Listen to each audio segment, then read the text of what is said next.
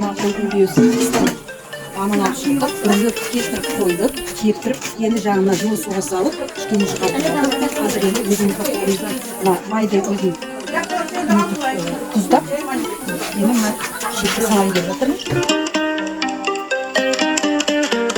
Айында ашып, сонда біздің мына қыста жиналған май болып, мамыр майында жиналған май, сонда сүрленген.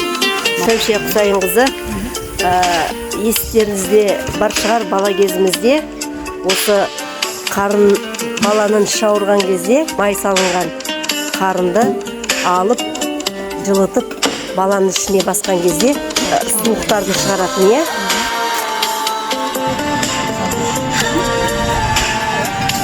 Кішкентай дейінгі еді келе май сүйіп кетті, иә?